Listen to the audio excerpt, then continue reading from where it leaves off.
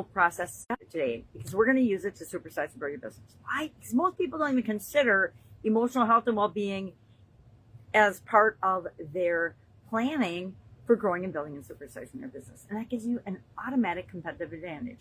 What the heck is the SOAP framework?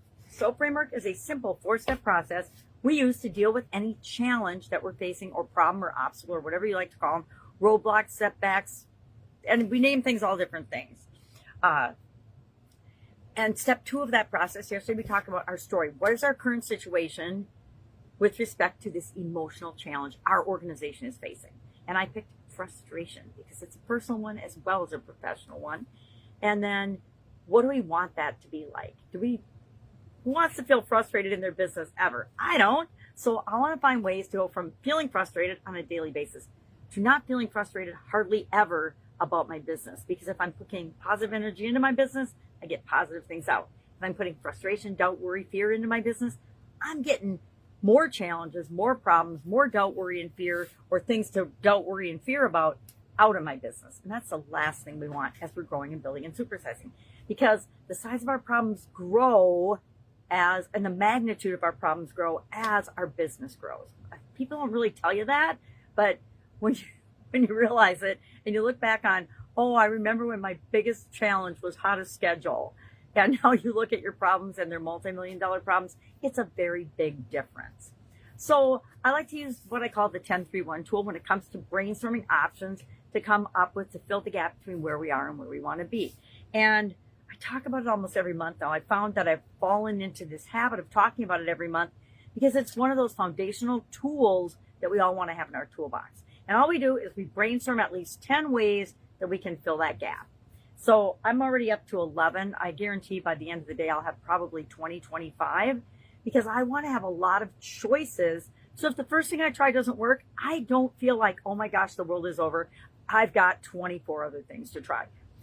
Why I push for 10 is it gets us over that all or nothing thinking, that dichotomy thinking that our brains naturally do. They say, if this doesn't happen, it's the end of the world. If that doesn't happen, my business is over. Things like that. And as humans, we're just wired to think that way.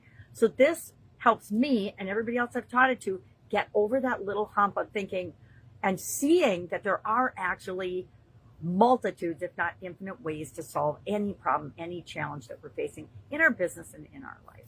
So I've already come up with a bunch. Like, for example, frustration for me is like success and failure. It's a definition, and we get to choose the definition of it.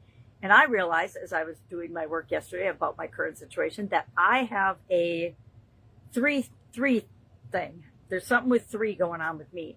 3 years and I get bored in a position in corporate America. 3 years and I want to start a new business.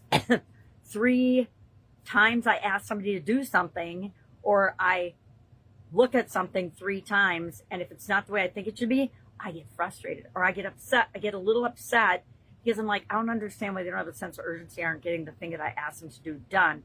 Really, when I asked them the first time, but by the time I asked the 3rd time, there's a little switch in me that switches to frustration. And I'm like, that's the most ridiculous rule that I've set up for myself on the planet. So how about if I change that? And so we'll talk about that tomorrow as part of the A in the SOAP framework. But I don't know if that's what I'm going to pick because I haven't brainstormed all my options yet. That's just an example of how much flexibility we have in our lives and how many choices we have in our lives to change things. And we make it super duper complicated, but maybe it's just, instead of it being 3, I have to ask somebody 100 times to do something before I'm allowed to be or feel frustrated. That's a pretty good rule, right? All right, I'm getting off track. So what are we going to do today? We're going to brainstorm 10 ways to start to fill the gap between your current emotional situation in your organization and your desired one. And I think a lot of things are universal. We want our people to serve the rest of the people and our customers to the best of their ability. We want our sales to grow. We want our business to grow and thrive. We want to make the world a better place. So how are we going to do that? How are we going to fill the gap? Because it begins emotionally. We don't like to think our businesses are emotional entities, but they certainly are because they're made up of human beings. So if you need help with this, please ask. Otherwise, go out and make it an awesome day. Get your 10 things, and we'll narrow it down, and we'll jump into step 3 of the SOAP framework tomorrow. All right, have a great day, and I'll, of course, be with you tomorrow.